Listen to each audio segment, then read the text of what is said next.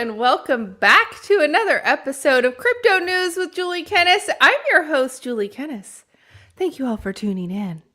Am I not orange or yellow today? Is the jaundice gone? Inquiring minds want to know. Thank you all for being back here. And I am sorry. Oh, no hulkiness today. No. There's greed in the charts, just not on me. Just not on my face. I don't know why it does that. Whenever we have like a cloud cover, for some reason, the the flash on my face makes it a little yellow. I can't change it. But today we have clear skies. I opened the window to let some fresh air and light in. So kind of quiet here in the chat this morning. What's going on? Well, hello, John Legend and Po-Man Black Hat team. I hope you all are doing well. I don't know where the heck Piece of My Mind is and Blocky and Chipper, but that's okay. I'm sure they're going to make their way on in here. Hello, Mr. International. Thanks for tuning in over on the vertical. It's good to see you. Thanks for tuning in. Today is a good day. Bitcoin has touched 79,000. That's right. Not 69, 79. We're going the other way. Are you feeling bullish yet, or are you still calling for 43K Bitcoin? I'm seeing all kinds of crazy numbers on the timeline. I'm like, you're dreaming if you think we're going to hit 43K. Lone mod here. Everything goes. Yeah, shout out to you, Po-Man. You're the lone mod in the chat. So, you want to cue the romper room? We can cue some romper room. We haven't done some romper room, and I believe it is a way back Wednesday for us. So let's play the romper room. Time for me to see the friends at home in the magic mirror. Romper bumper, stomper boo, tell me, do.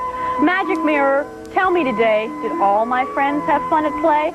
All my friends had fun today. I see David's having a special day today, and Olivia Joy had a special day on Sunday. I see Robin had a special day yesterday, and Dana's having a special day today, and so is Reginald and Edward John and Margaret. And I see Justin and Megan and Courtney and Brick and Mark and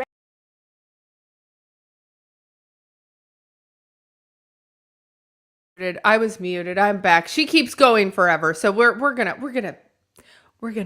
So yes. Hello, Jesse. Welcome into the chat.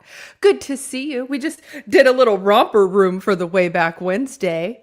So I actually never saw that show. My mom had to tell me that when I say hello to everyone in the chat, that it reminded her of Romper Room. I had to go look it up, and I thought it was cute. I'm like, you know what? Let's go ahead and add this into the mix because that's kind of fun. So we got a little Romper Room action. But speaking of Romper Room, she looks into the mirror, and it reminded me of Project Looking Glass. Did you guys see? We had another scientist end up dead.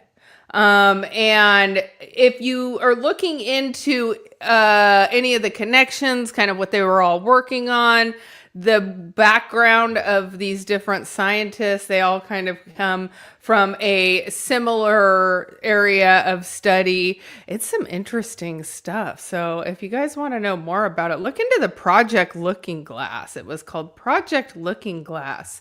So there's some really interesting stuff on there that we'll talk about, kind of like bending space and time. And so, of course, when you're bending space and time for space travel, it also allows you to bend time and to manipulate, past and present, future events, things like that. So it's interesting. If you guys like digging into some conspiracy theories, it's thick right now on those scientists who all keep ending up deceased. So, but yeah, the Wilcox gentleman, I hadn't really looked into any of his stuff. He had 500,000 subscribers on YouTube. Very interesting background about him as well. But it just, are all of these people crazy, or are they all telling you truths that happen to match? So it sounds, out of a science fiction film, but, maybe that's the whole point, is like, they don't want the general people to know. Oh yeah, Y-Files. I used to watch some of the Y-Files. The Y-Files has a really good one on Project Looking Glass. But then I dug into some just like older recordings and things like that. But yeah, it's just interesting. And then I guess I never really thought about if you're able to bend space and time to do this, many, many light years of travel, then if you can do that and bend space and time, then why couldn't you travel forward or backward in time? Because if you're bending space and time to be able to go to a particular point. And so anyway, part of what some of these different scientists were saying were that when they had first, recreated the technology, they were limited within the scope of what they could do and what they could see. But as they've been refining it, they've now been able to see further into the past and present and things like that. So time travel's dangerous. Where will you land? I think about that too. Well, I mean, come on. Like, I used to love the Back to the Future movies. I'll still watch them when they come on. But, I feel like, there's got to be a little bit of truth to some of this, right? There's got to be a little bit of truth to some of this. So anyway, enough conspiracy theories for today, you guys, because we're having a bullish day here on the market. And Doge Bull entered the chat and he said he's been bullish since 2013. Congratulations. And hello, Derp. Welcome in. Good to see you, friend. Good to see you. So let's go ahead and without further ado, we'll go ahead and dive right into the crypto charts. If I can find it, the crypto charts.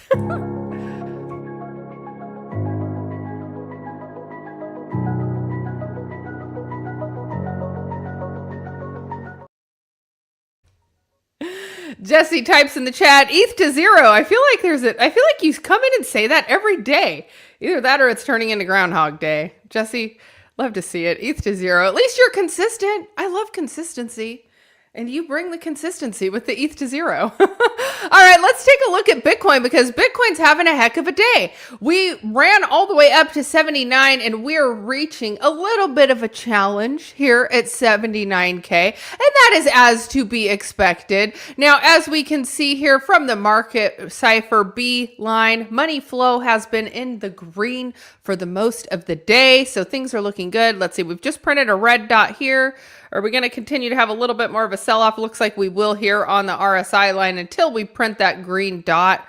Once we print that green dot, we're going to see a little bit of a bounce back and see what type of a green candle we can stack in here, potentially getting us back to 79,000.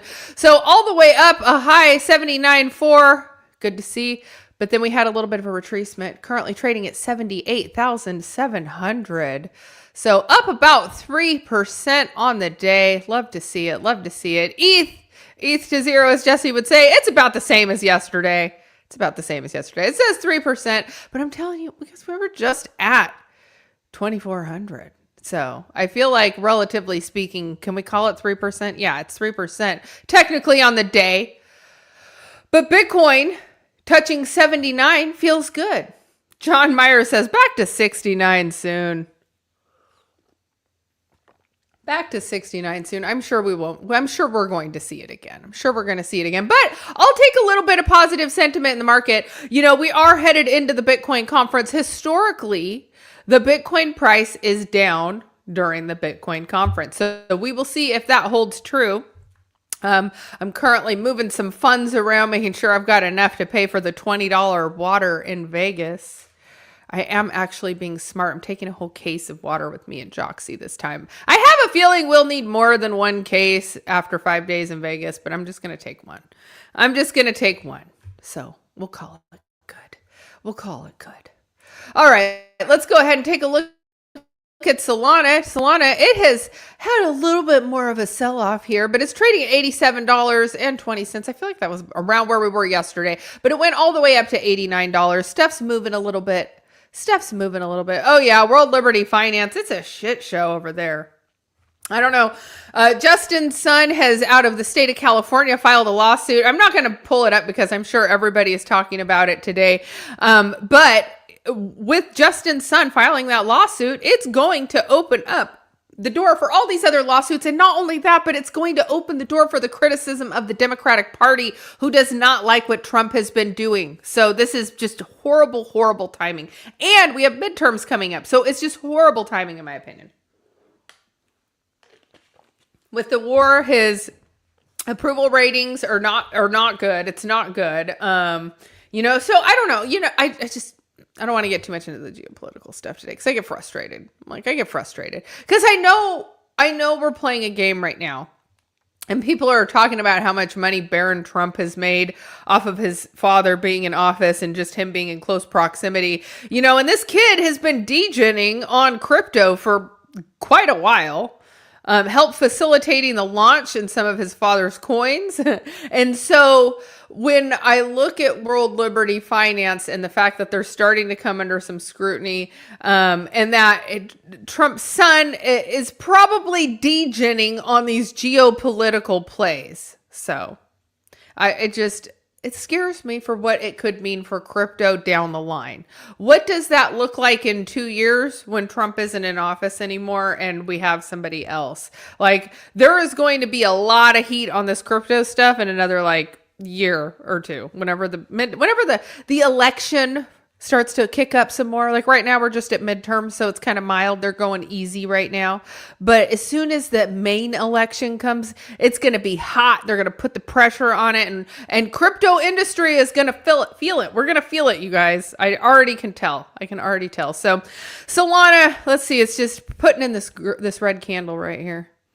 87.10 now. All right, let's move over to Chainlink. Chainlink has moved into the red, putting in quite a sizable little red candles for the day. Look at that. So trading at $9.38. It is the only one currently sitting in the red, but it looks like the market's starting to turn here. Because look at Bitcoin. Bitcoin's continuing to put in this. We still haven't put in our green dot yet. So we will continue on downwards during this live stream. Let's go ahead and take a look at Dogecoin. Forever at 9.5 cents. Sui is trading at 95 and ADA 25 cents. So that's where we're at, you guys. Let's go ahead and take a look at the crypto bubbles.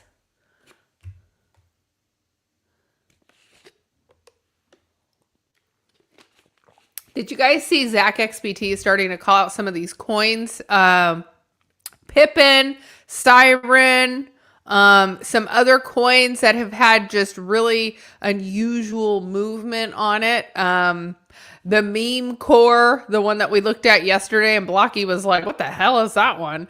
He listed that one in the list of ones that had questionable activity on it, which how could you not? I mean, look at how hard some of these teams work to launch a product for it to hit a top 100, and some of these are coming out of nowhere. Like Siren came out of nowhere, and I mean, look at on the month, down 72%.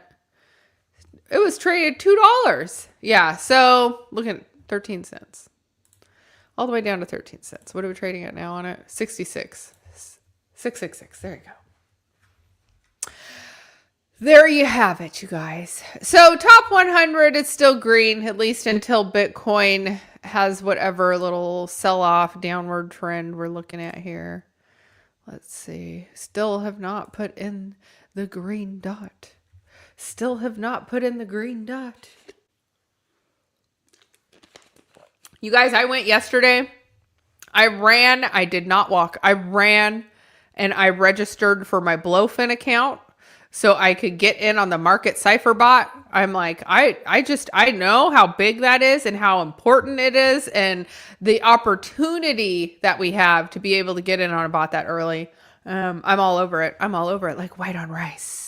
Hello, Blocky. Welcome into the chat. So, all right, there you have it, you guys. So we're watching Bitcoin right now as it trends on down. Let's see. I'm drilling a little more.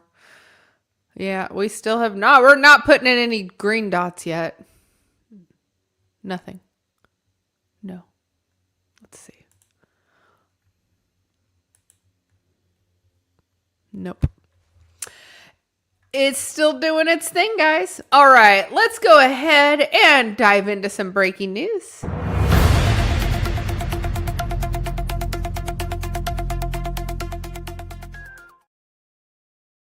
My My gosh, you guys, my eye went all blurry there for a second. That was crazy. Okay. Aave deposits fall by 15B as kelp exploit sparks flight from DeFi lender. So Aave's supplied balance has taken a hit, has tanked since the kelp DAO bridge exploit as users pull funds amid uncertainty over how much RS-ETH linked shortfall with the protocol will ultimately absorb. So let's dive right into it. Aave, the largest decentralized lending protocol, has seen around 15 billion in deposits withdrawn since the kelp DAO exploit on Saturday. Total value supplied to Aave fell from 45.8 billion on Saturday to 30.8 billion on Wednesday, according to Aave scan data. The decline followed an attack that drained about 116 restaked Ether worth roughly 293 million from Kelp DAO's layer 0 powered RS ETH bridge. The exploiter then used part of the stolen funds to borrow on Aave. Isn't that nice? You just nice little closed loop there. We're going to take it and then we're going to use it to borrow more. Aave's incident report said 89,000 of the RS ETH was deposited on the protocol. That resulting shortfall could range at about 123 million to 230 million, depending on how losses are ultimately allocated. So the outflows reflect fears of contagion from Aave's bad debt and broader capital flight from decentralized finance, according to institutional digital asset platform Talos. The bad debt created the kelp exploiter resulted in Aave's V3 wrapped Ether marked temporarily reaching 100% utilization and leaving no liquidity for immediate withdrawals. So since then, it has sent some ripples around DeFi lending. So the exploit highlights how DeFi's interconnectedness is a double-edged sword as the Kelp DAO exploit spread across lending markets and escalated into broader liquidity crunch.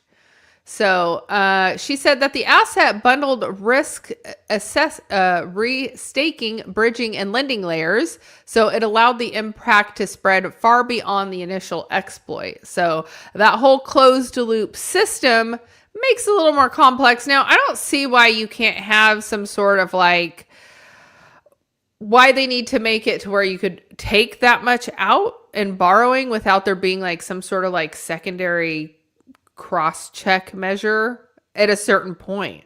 Like if somebody's trying to take more than $1 million, why wouldn't there be like a flag internally on the system to say like a person needs to authorize this or we're going to shut it down?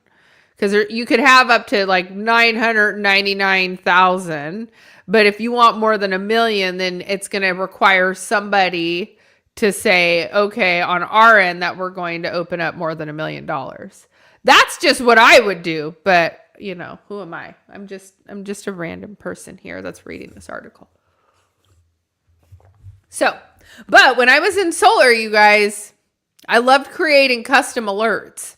And that was the whole thing is like, when I look at these issues, is like, how can you create a way that this doesn't become an issue in the future? Now, if the issue is that like they want it to be to where people can borrow money at any time 24/7 because that's how crypto is, you know, I understand that, but maybe there needs to be like a threshold at which that is limited. So yes, I mentioned Solar. I got all excited when the guy on Crypto Princess's live stream talked about Solar. I was like, ooh, did he mention Solar? Because it's just a great use case, especially here in parts of the United States. I don't want to say all of the United States. So anyway, let's go ahead and move on to the next article. So Kraken calls for de minimis exemption on crypto taxes after the 2025 reports. So crypto exchange advocate and for two key changes to the U.S. tax law affecting crypto users to eliminate millions of unnecessary forms. So let's dive into it because I completely support this. I don't think it's necessary for them to be, if I buy coffee with crypto, why are they adding another tax on top of that? It should just be viewed as another type of currency, and the existing tax structure should already be built into it if I'm using it like at a merchant to purchase something. There shouldn't be an extra fee on top of it. So cryptocurrency exchange Kraken has called for a change in the U.S. tax policy after reporting millions of cases of transactions worth less than $1 as part of a reporting requirement for 2025. In a Wednesday blog post, Kraken said that it issued more than 56 million tax forms or 1099 DAs to the U.S. IRS in 2025 and is now required by law. However, the exchange said that 18.5 million of those forms were transactions for under $1, with about 28 million of $10 or less, and 75% of those were under $50. I just can't even believe that the U.S. government wants to go through all of those forms. But at the same time, if their auditing system is built on AI and it's just like pulling it all together, then do they really care? No, they want to see all of it. They want to see every penny, every dollar that touched your account. Where was it coming from? We used to talk about Big Brother, and like nobody talks about Big Brother anymore. We're like literally just living in this society where like everything is being tracked all the time. This morning on the way to school, I was telling my kids about how some of the newer cars kind of scare me because the camera is actually looking at you and they can see everything you're doing while you're driving. And it makes me not want one of the newer vehicles that's out because I feel like there's just this intrusion of privacy on so many levels. Like, okay, it was on our phone and we've all just accepted it now. The phone is tracking us, it's listening to us, it's doing all of these things. But now it's like, now your car is actually recording you. And it's to make sure you're not falling asleep while you're driving, or it's to be, all of these safety measures. No, it's not. No, it's not. At the end of the day, it's literally to strip you of your freedom. And everything I don't know. I don't know, you guys. Maybe I'm just like going down my tinfoil rabbit holes too much now and having like cameras in the car and on everything like pointed at me. I don't know. I don't know. As I sit here and talk to the camera, I don't know. Am I doing it to myself? I'm doing it to myself right now. You guys, I can't. Okay. Anyway, it's going to be amazing to see what comes of this. How many people end up getting audited because they didn't file something correctly? I had opened a Kraken account a long time ago. I don't think I ever put anything on it. But I'm using it now.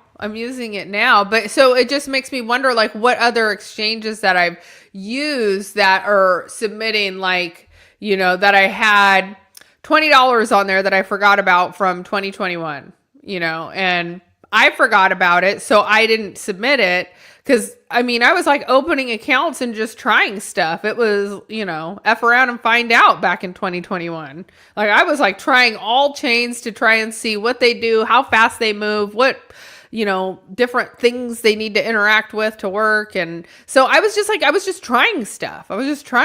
So should I have to go pay tax on that money that's sitting there that I forgot about? It's only $20 because I had to put it in there to try and, move an NFT around or something, which all of the NFTs went to zero.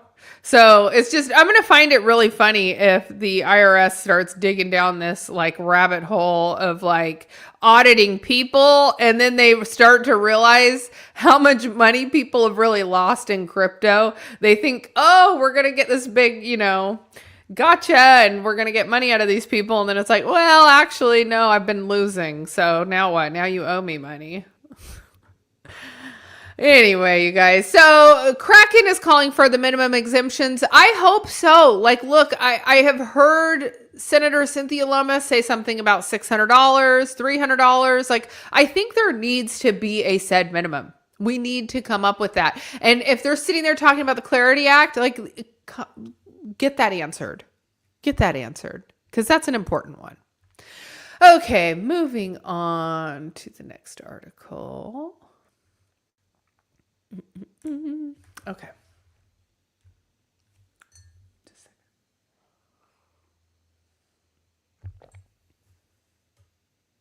Oh, okay. My old accounts aren't applicable unless I create a taxable event. That's good to know. Yeah, because there's some accounts that I just completely forgotten about. So, okay. Thailand regulators are mulling crypto futures expansion and licensing overhaul. You guys, I'm going to be interested to see what happens with Thailand. I know that they've made some changes with like their visas, and like you used to be able to stay there for 6 months. I don't think you can stay there for 6 months on a visitor visa anymore. I think they're really cracking down on the digital nomad thing there. But at the same time, is it because they're getting ready to make it easier to do have crypto, things like that? I don't know. Interesting stuff here. So Thailand's SEC is seeking feedback on rule changes that would let digital asset firms offer derivatives with existing entities, lowering the barrier to market entry.